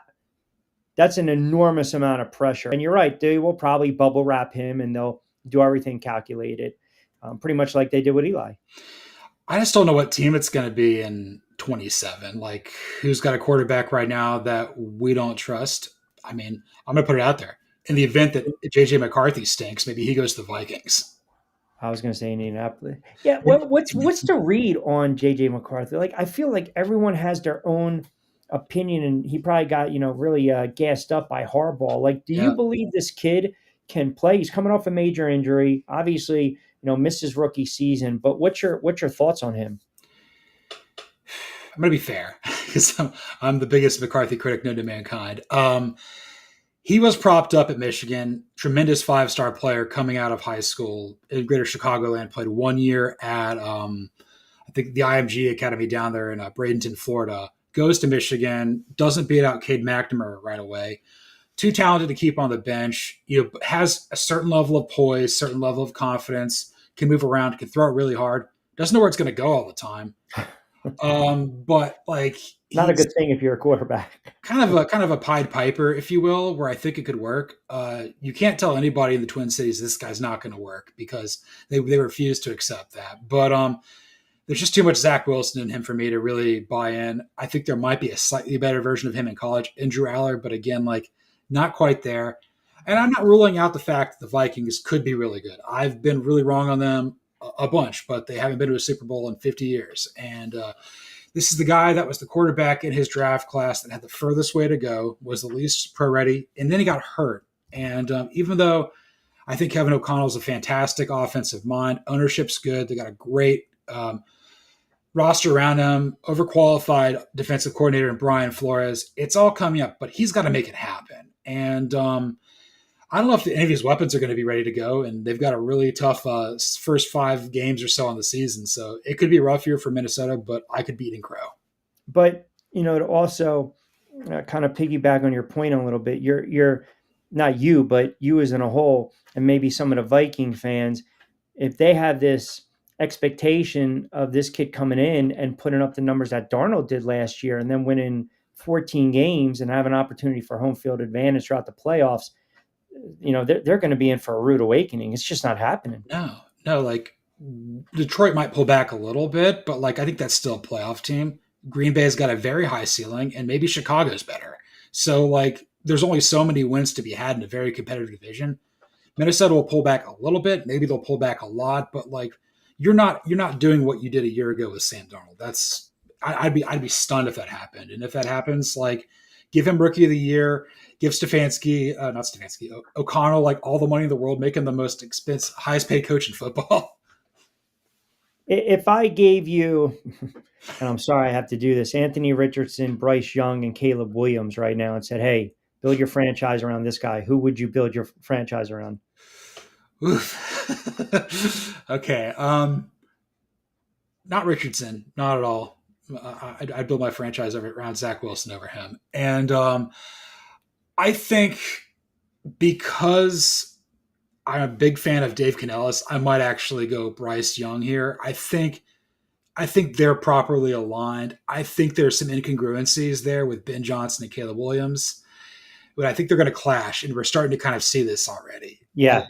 And He's a little immature, is he not? yeah, like a little bit immature. And I think Ben Johnson bit off more than he can chew. I think he thinks he left the Lions to go coach this guy, but this guy is probably closer to Jeff George than Cam Newton. Like there's going to be some mercurial component. That's not. But see, No. when you say Jeff George, we're not. I don't think you're talking arm talent. I don't think you're talking your arm strength. I think you're talking between the ears. Jeff George had probably the best arm ever. Correct, but he had no ticker, and he was goofy. No. There's a little bit of that with Caleb Williams too. I'm afraid. Yeah, it's I think they need to run the ball. Mm-hmm. They still have a relatively young back in Swift who was underutilized with the Philadelphia Eagles a couple of seasons ago. But I think that's tough, man. I mean, Detroit's good. Green Bay, I'm still indifferent on Jordan Love.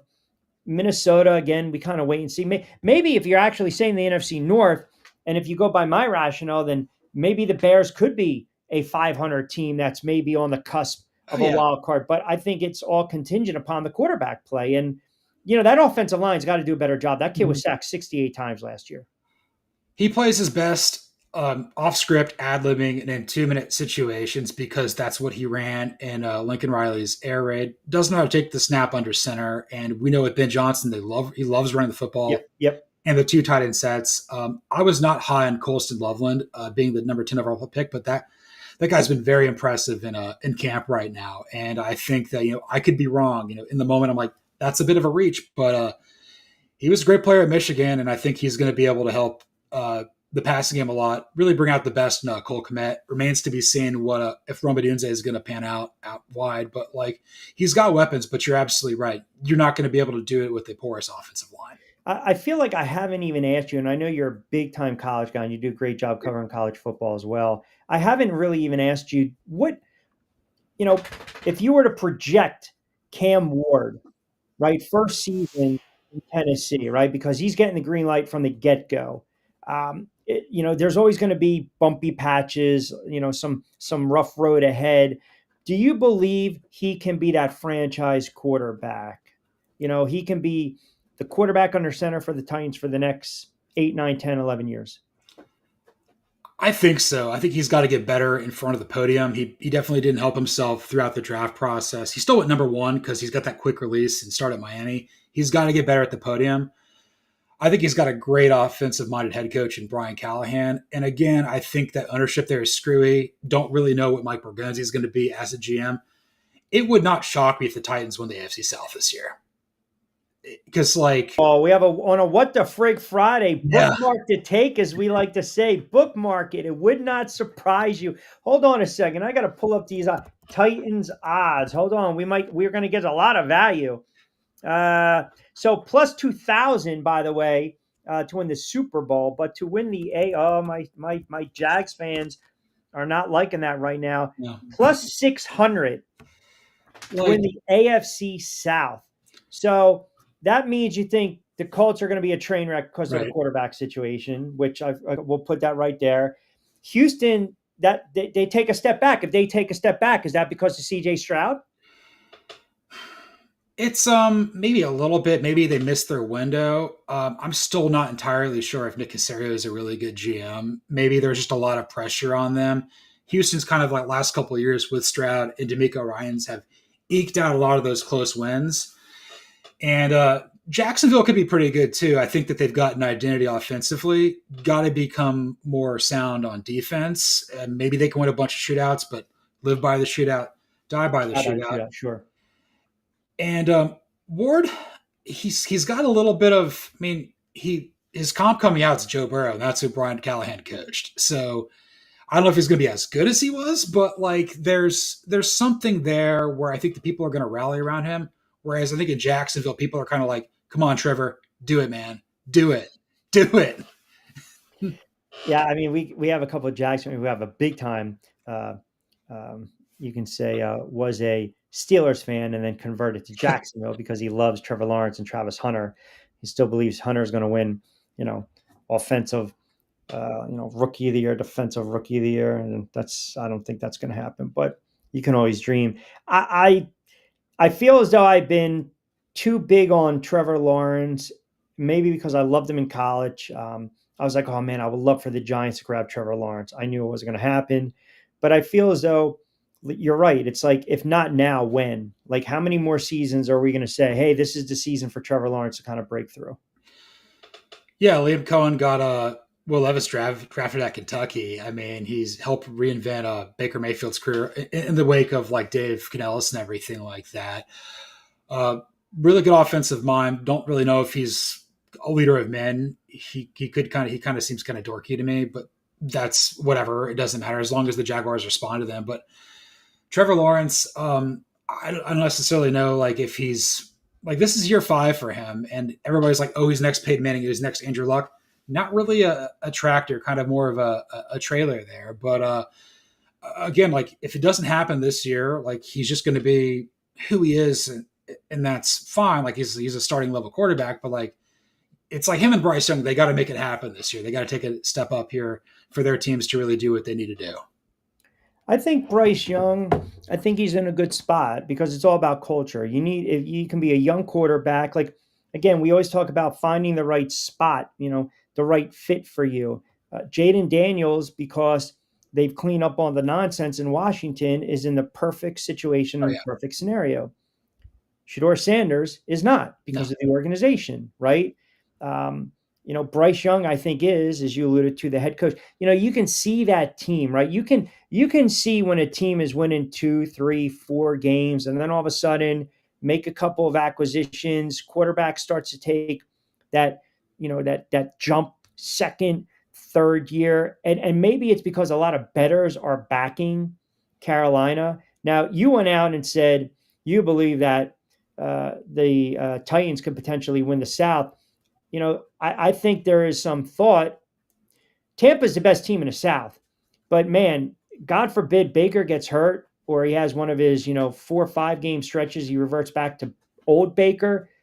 Sorry about your Falcons, but the Saints are going to stink. Maybe Carolina sneaks up on a couple people and, they win a couple games to start the season. They at Jacksonville, Arizona, the Falcons, the Patriots. They got an opportunity to win a couple early games.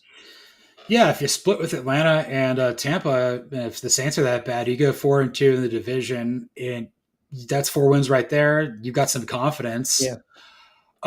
They kind of remind me a little bit of how I felt about Arizona last year. Like there's some positive things going on here. I think there may be a ceiling with Kyler Murray. Yes, 2 diminutive quarterbacks here, but I think Young's got a little bit more growth here. And I think really the thing is like the guys are rallying behind Jonathan Gannon there in Glendale, but he's a defensive-minded head coach, and Canales is an offensive-minded guy.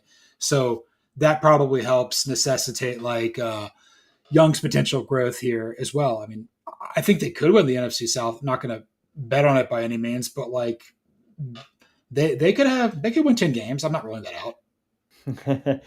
All right, brother. I know I held you for a lot of time. What you got going on, pardon me, this weekend with the blogs and Fansided?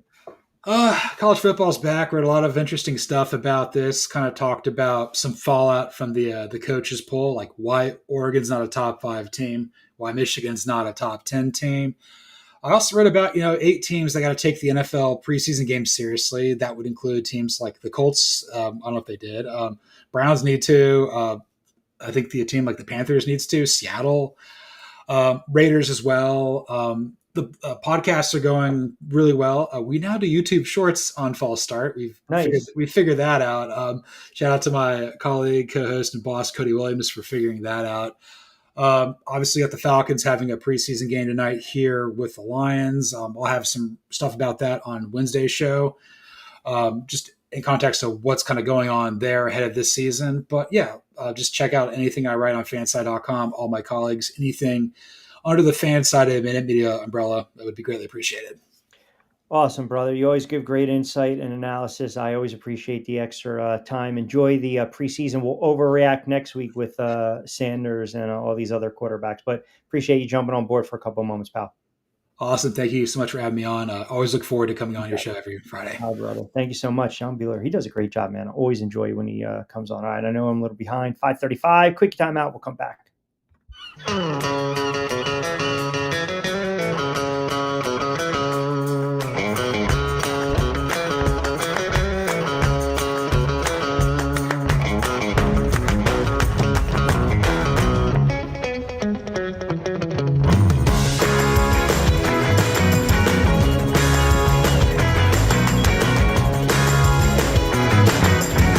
This is what the Down Beach Seafood Fest is all about. It's about community, it's about friends, it's about culture, right? The food culture in Atlantic County is rich.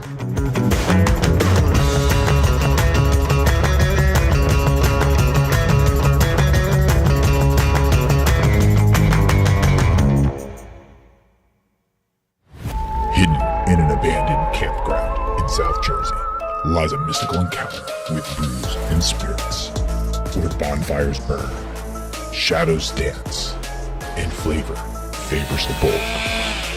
Ghosts, ghouls, goblins, grown-ups, it's time to reclaim Halloween. This is Witchcraft, October 10th and 11th. For tickets and information, visit witchcraftnj.com.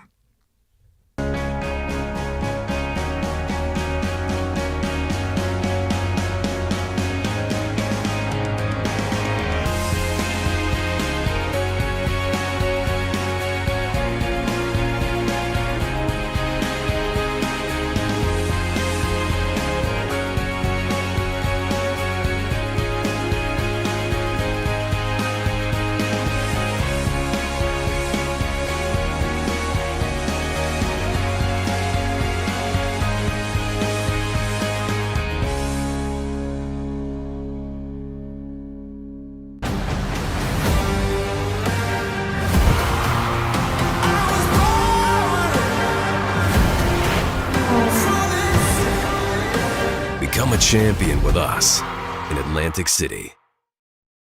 Hi, I'm Bruce Pascoe. I'm very fortunate. Years ago, I found something that I genuinely like to do, and it's something that helps other people.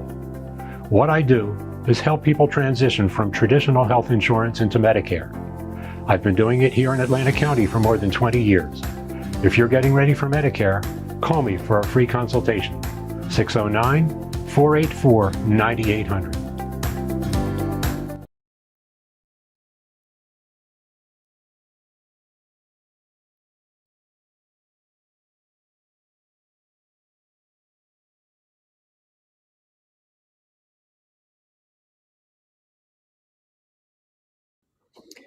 All right, welcome back, everyone. 540. Excellent stuff from John Bueller, as always, from Fanside. I appreciate him jumping on board for a couple moments. Let me get more to these messages, some Facebook comments as well.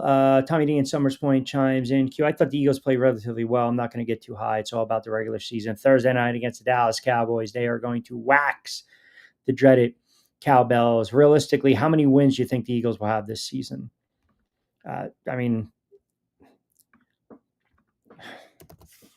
Those are always loaded questions. Are they a 10-win team? They should be. And are they an 11-win team? Probably. Right? They open against the Cowboys. We'll give them a win. Now, maybe they lose that game against Kansas City. 1-1. Let's just say they beat the Rams 2-1. Who knows? Maybe they lose a shootout to Tampa 2-2. Broncos, Giants, Vikings, Giants. Now you're talking 6-2 after 8. On the road to Green Bay, that's a tricky game. Maybe that's a loss. Lions. Listen, there's no. They got the Bills too, the Commanders and the Bills. Let's 12-13 win. They were 14-3 last year. Philadelphia Eagles are not winning 14 games this year. They're not. That was a great team. That was a really great team last year. A really great team. And they peaked when they had a peak. And to Lloyd's point from the other day, I don't think they're going to run Saquon like they ran him last year. I think they're going to be very smart with Saquon and his carries, especially, let's just say they are an 8-2 team and they start running away with the NFCs. I don't know. That Washington takes a step back. Right? You're saving Saquon for what? You're saving him for the playoffs. You're saving him for the playoffs. At this stage of his career, 2,000 yards, offensive, what was he, player of the year, unbelievable, right? Historic season, all those stats, won a Super Bowl. Come on. Broncos versus the Niners preseason tomorrow. How do you feel about starters playing? I am a believer in playing starters in the preseason. If not, preseason game number 1, but at some point during the preseason, I know everyone wants to stick the quarterback and the starters in bubble wrap, and you want to suit these guys up. And that's pretty much why you'll hear defenses are always ahead of the offense come week 1. That hasn't been the case over the last several years. We've seen games that have just been, high scoring in week 1, 2, and 3. I'm a proponent of playing the starters. I really am. Like, am I going to sit here and scream on Monday if Brock Purdy, got a couple reps in, or Bo Nix got a couple reps in? Maybe you don't play him tonight, but I would venture to guess if you're a Denver fan, you throw Bo Nix out there against the Cardinals, you throw him out there in that last preseason tune-up against New Orleans, and then for the most part, the guys that are vying for that, 59, 60, 61, 60, whatever the spot is, if they're sitting, they pretty much have already locked it up. And then you're figuring out who's going to make the team late, who's going to get the cut, who's going to make the cut. I believe, you have the joint practices, but it's not like the preseason. And remember, years ago, you go back, NFL preseason used to be 5 games back in the day? Five games. That's crazy. Like, who the hell wants to play, 4 or 5 games in a preseason? I mean, it was like, it was such a waste. It was such a waste. And preseason meant nothing. 4 games, sorry. 93, 94, 95, 4 games. But preseason means nothing. No one cares. All you're looking to do is get out of there unscathed. That's it. You don't want your starters to get hurt. You don't. You don't. The Jets actually played 5 preseason games. A couple teams played 5 preseason games in 92. Crazy, right? That's really crazy. 5 preseason games. Now we're like, get rid of them. Nobody wants to deal with preseason games as well, right? Not wishing injury on anyone, but what team is positioned best to handle a season-ending injury to their star quarterback, wide receiver, running back? What defense can step up like that, like this, through all those injuries? Oh, that's a great question. That's a really good question. But let's just take the Eagles for a moment. The way they're built, they have that next man up mentality. Now, if you lose Saquon and Jalen Hurts for an extended amount of time, they're in trouble. I mean, they're just in trouble.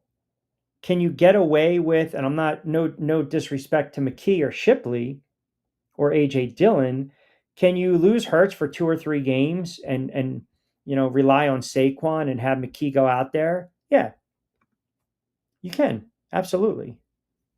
And their defense is their defense. If you were to ask me this, what teams are equipped when we start talking about, from the quarterbacking position and the backup position? Well, I'll give you a perfect example. If Lamar Jackson goes down, the Ravens are done. The Ravens are done. Cooper Rush can't play. I don't care what he did in a cup of coffee with the Dallas Cowboys. I don't. He can't play. He can't play. He's not Lamar Jackson. The same could be said with Burrow. And we already know their defense is a little suspect, Cincinnati, coming into the season based on what we saw over the last several years. Burrow goes down, you got who? Jake Browning, Desmond Ritter. At least if Russell Wilson goes down, you can always go to Jameis Winston. Right? There's few teams that you can't. I'll give you a team that I think, believe it or not, if Dak Prescott goes down, I think Milton can kind of keep them afloat. I don't believe they're going to win a lot of games. But if Hurts goes down, Mahomes goes down, Jackson goes down, Burrow goes down, they're in trouble. Those teams are definitely in trouble. Trey Lance can't play. I don't care. Harbaugh got all fired up the other day. I felt bad for the kid. He's bounced around. It was a horrible draft pick by the 49ers. Horrible draft pick. But, the other thing is I can't put too much stock in these guys. I can't. I really can't. So, I don't know. It's just my thought. We will see. You never want quarterbacks to go down. I know you weren't wishing that on anyone, right? You're not wishing that on anyone. So, like I said, I don't know what teams would be equipped for that. I think they would struggle. I think they would struggle. You need a team that has a really good, like the Eagles defense can win some games, right? Baltimore, Buffalo, Cincinnati, we're not sure just yet with that defense. We got to see how it plays out. If Allen goes down, Mike White, Trubisky, I don't know about that. That's why the quarterback position is the most scrutinized, over-evaluated, knee-jerk reaction. We give too much love, too much blame, position in all in sports. Your center goes down in the NBA, you figure it out. Goalie goes down in the NHL, you got a backup. Your starter goes down in baseball, well, you got 5 in the rotation. You can figure it out. Quarterback goes down in the NFL. It's so rare. And even the quarterbacks that have stepped up, that were backups, and they've won, and it's been a few, it's been a handful, those were, everything had to work perfectly for them. It really did. Carson Wentz goes down, it was Foles' time. It was Foles' time, and he played exceptionally well, had a couple big playoff moments, and he looked like a Hall of Fame quarterback in the Super Bowl. He looked like the Hall of Fame quarterback in the Super Bowl. Hostetler comes in, replaces Sims. The best play Hostetler made in that Super Bowl was holding on to the football when Bruce Smith sacked him in the end zone for a safety. That's a touchdown. The Bills are winning that game. He didn't do anything magical. He just basically managed the game. So if your defense can pick you up and carry you, you're going to be okay. But it's so hard now in the NFL because the backup is the backup for a reason. Like if we were to go through 32 teams and say, well, you know what? The backup is just as good as the quarterback. Then how many teams have a quarterback controversy, right? There you go. Like Man said, it's the smallest gap between the starter and the second string. I can maybe I can sit there and say, that wasn't an easy field goal by Norwood. Stop. I can sit there and say, kind of like the field goal that Matt Barr made in the NFC Championship game, 5 of them. If I'll give you the perfect example. How about the Giants? Is Russell Wilson at this point of his career that much better than Jameis Winston? I mean, we can use the Browns until the cows come home because that's shooting fish in a barrel. You got 5 quarterbacks, right? But is Russell Wilson light years at this point of his career, at this point, better than Jameis Winston? I'm not so sure. Honestly, I'm really not so sure. Can Jameis Winston come in and win some games? Yeah. We've seen Jameis Winston throw for over 30 touchdowns before. We've seen him throw for 5,000 yards. So the Browns are easy to say because they don't have a clear-cut, defined starter. So yes, that's the first team we think of, Cleveland Browns. Cleveland Browns. Because you're not asking much. You're really not. Flacco goes down. We know you're going to stink. Gabriel goes down. We know you're going to stink, the team-wise. Pickett comes in. Shador comes in. All right, we don't know yet. Gabriel comes in. We don't know yet. Or if they start one of those guys, Flacco's on the bench. We don't know yet. So to me, to your point, I look at the Giants, Russell Wilson, Jameis Winston. But the gap with all these other quarterbacks. Here, Indianapolis. If Anthony Richardson goes down, Daniel Jones is just as good, if not better, than Anthony Richardson. And Cleveland, it's throw a dart, right? All right, fast approaching 6. Quick timeout. We'll close it out.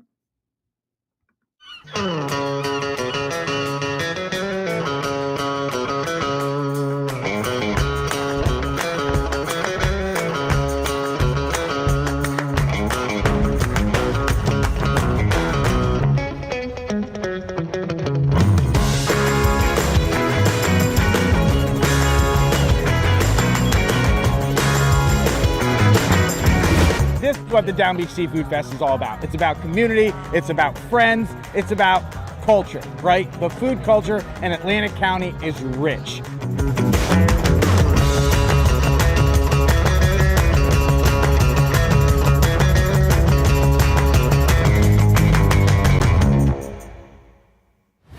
Hidden in an abandoned campground in South Jersey lies a mystical encounter with booze and spirits, where bonfires burn, shadows dance, and flavor favors the bold. Ghosts, ghouls, goblins, grown-ups, it's time to reclaim Halloween. This is Witchcraft, October 10th and 11th. For tickets and information, visit witchcraftnj.com.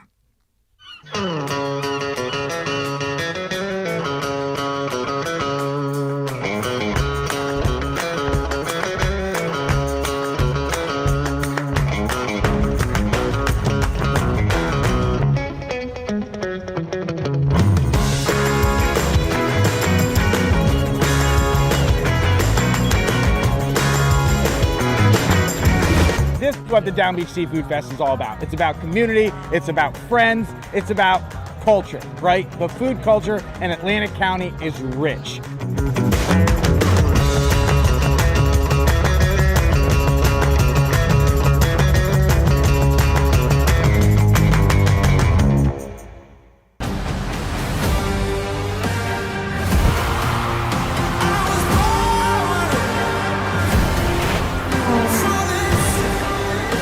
Become a champion with us in Atlantic City. Hi, I'm Bruce Pascoe. I'm very fortunate. Years ago, I found something that I genuinely like to do, and it's something that helps other people.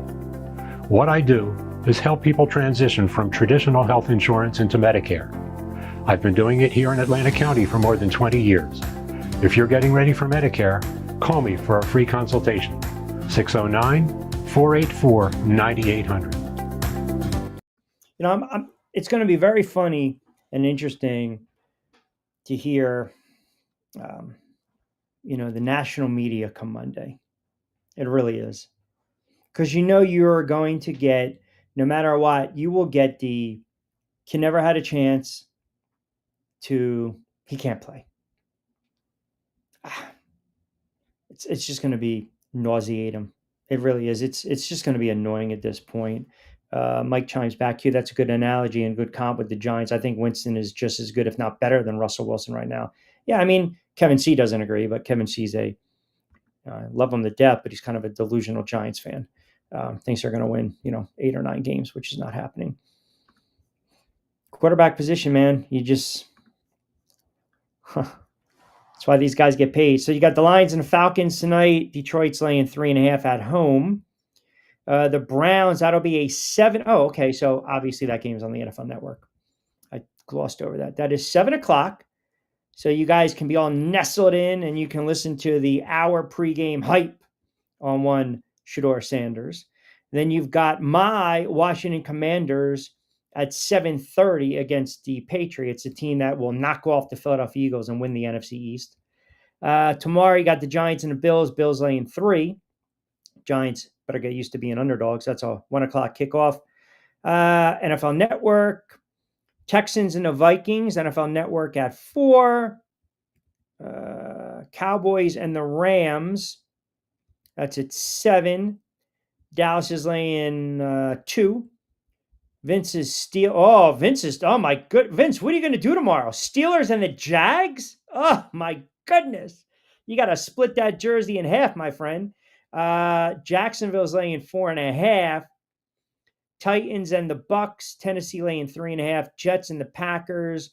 Packers laying 3.5. Kansas City and the Cardinals. Cardinals laying 5. Broncos, 49ers.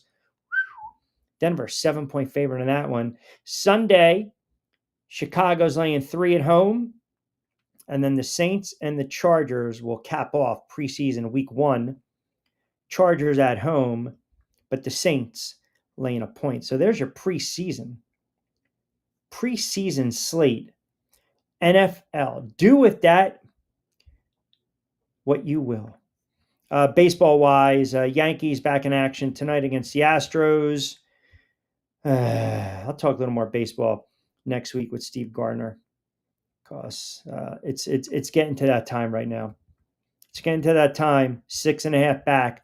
By the way, don't look now, but the Phillies just even though they've lost a couple here and there, the Mets have stunk. Soto has stunk. He's been in a slump. They've dropped 4 straight. They're 2.5 back of the Titans. Cubbies 4 up over the Brewers. And the Dodgers and the Padres, that looks like it's going to come down to the wire in the NL West. San Francisco, Arizona, they are fading very, very fast. All right, got to start wrapping up on a Friday. Q, please give out the gambling addiction number because anyone betting preseason may need to consider making a call. Well, it's always RG, 1-800-GAMBLING. Hey, no one's listened. You do not bet what you don't have. Some people bet on the preseason because sometimes they're a little more high-scoring games. I feel bad if you took the Raiders last night in the money line with that blocked field goal. Intercorporation, the 49ers in Denver. I hope Denver absolutely waxes the 49ers tonight. Beat them by like 36. No division of loyalty here. # Duval. Nah, you're probably going to wear like, black and gold socks. And then you got the Trevor Lawrence jersey, just the loose fitting, right? The starter jersey of Trevor Lawrence. All right, I got to start wrapping up. Good stuff from John Bueller from Fansided. Don't forget, Back in the Saddle on Monday. As I mentioned, working on a couple different platforms as well. You guys can check us out on X, on my YouTube channel, @RichQ on TikTok, RichQ on the mic. You guys enjoy the preseason tonight, right? Enjoy the preseason games. Have a wonderful Sports Friday. If you guys go out and about, be safe, be sound, give yourself a little more time to get to wherever you need to be. If you bet on the games, be smart about it. Be judicious. Keep a little coin in the pocket. I'm almost done Jack Reacher, by the way. Season 3. I'm almost done Jack Reacher. And for those that actually had substance to their comments today, I definitely appreciate that, as always. For the rest of you knuckleheads, troll away on a Friday. Take it somewhere else. All right. Appreciate John Bueller. Also capture us on TriX57, TriX57.com. Everyone have a wonderful Sports Friday. We will be back in the saddle on Monday. We got some new gambling shows dropping earlier in the week. And no, because you tell me I'm not going to read the comment, I'm not going to read the comment. So you know what? Go take a hike there, buddy boy. You guys have a wonderful Sports Friday. We'll be back in the saddle on Monday. As always, be safe, be sound. Hasta luego con Dios.